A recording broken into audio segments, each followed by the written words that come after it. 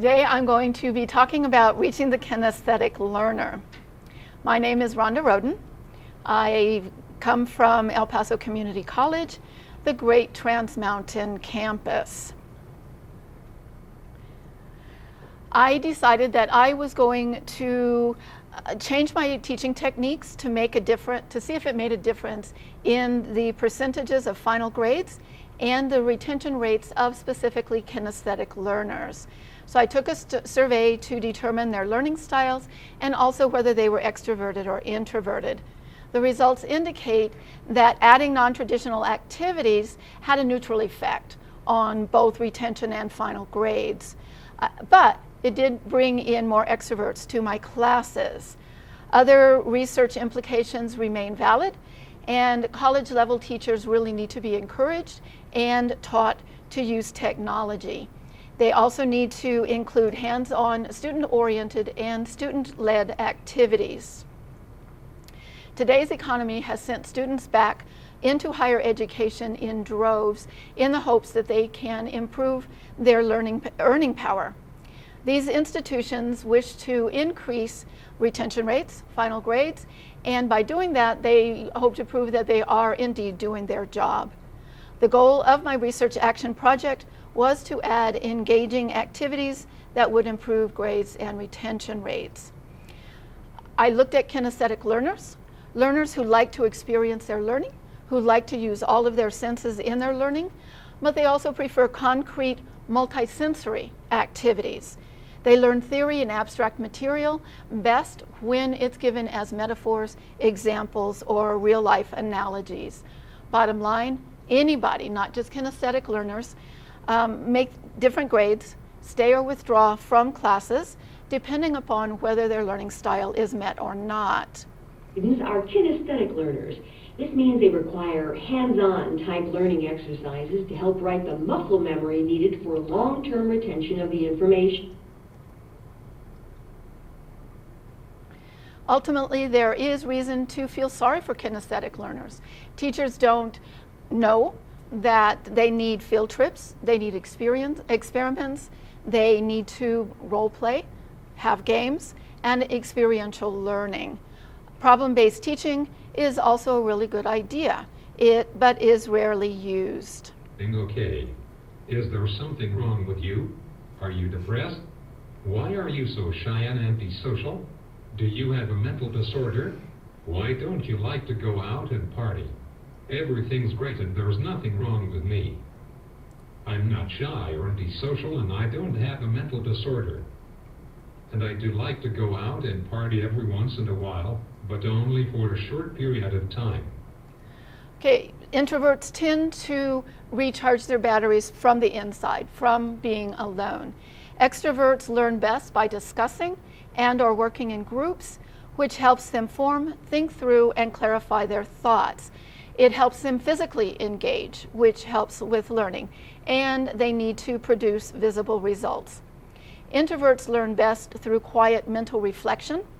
It allows them to figure things out, to understand the world before they talk. They tend to prefer working independently, and they enjoy listening to discussions. If they can listen to discussions, they will occasionally volunteer, but they're not the one, me. Web-enhanced learning needed to be done. I teach using Blackboard, and so while it was not specifically a part of my research, this is what they were expected to do. Most of my students are millennials. They are used to the internet, they're used to multimedia, and generally they have more than one web-accessible device. That being said, they like to create and they like to participate in their own learning. So, Blackboard. The methods that I used, through the 5 semesters that I was doing this, I tweaked what particular activities they were doing, and this is the final example of what I was using. For exams, each student did a lecture over a chapter, an annotated bibliography. So they had a lot of activities to do, but that gave them a lot of opportunity to practice their kinesthetic abilities. The demographics were my students in Intro to Psychology, Human Sexuality, Human Growth at El Paso Community College. This is a survey that I gave them. The top one is to find out what their learning style is, and then the bottom whether they are introverted or extroverted. And the results were broken down by semester, by introvert or extrovert, by their basic learning style, and this is broken down further into kinesthetic visual, kinesthetic, kinesthetic auditory, and haptic, which is all the kinds of learning styles together. And finally, by letter grade. Both numbers and percentages of each were determined. So percentage of letter grades by semester are included here. So I had 12 students, 4 students, 18 students, and then as you go across the various grades, you have the percentage of students which made each particular grade. And then on the outside edge is kinesthetic, kinesthetic visual, their particular learning style. If a semester had none of them represented, I didn't include it. The percentage of letter grades by semester by learning personality, learning preference and student personality, again, broken down the same way. Comparisons of semester totals and percentages. I did this fall to fall because students tend to, freshmen, they leave. They don't understand what college is all about, so they leave. So I compared them with each other. Then summer was kind of by itself, and then spring of 2012 and spring of 2013. And I broke it down. At the top is extroverts, at the bottom are introverts. Finally, total grades and percentages by semester. Discussion. What I found out. The most surprising finding was that extroverts taking my classes actually increased in number considerably each semester, with the exception of spring semester of 2012.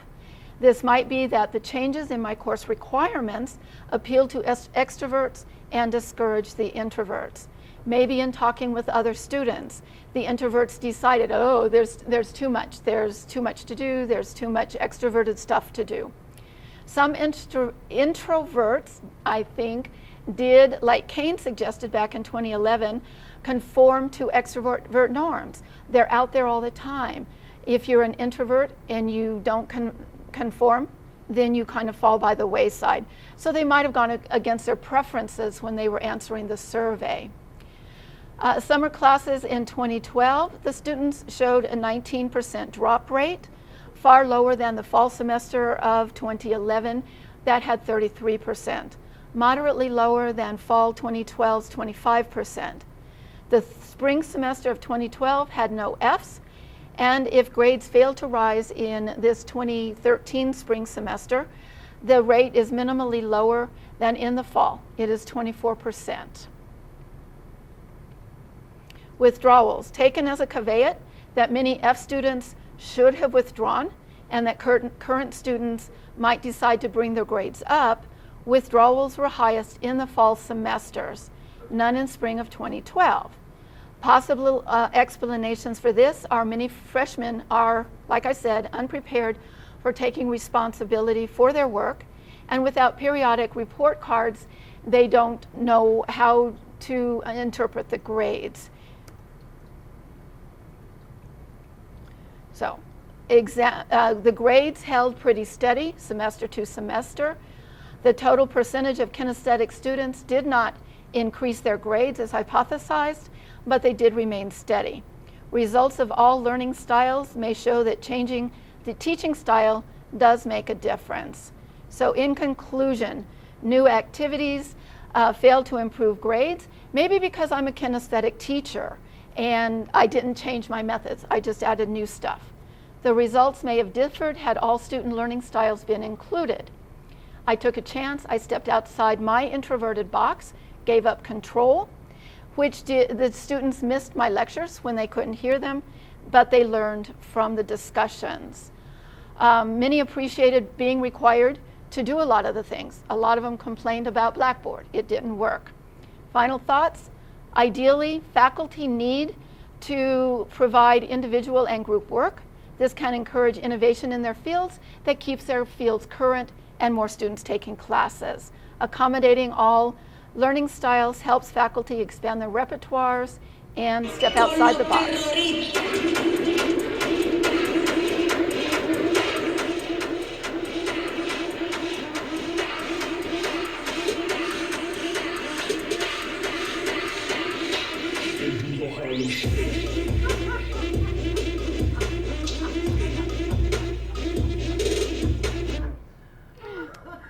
And my works cited.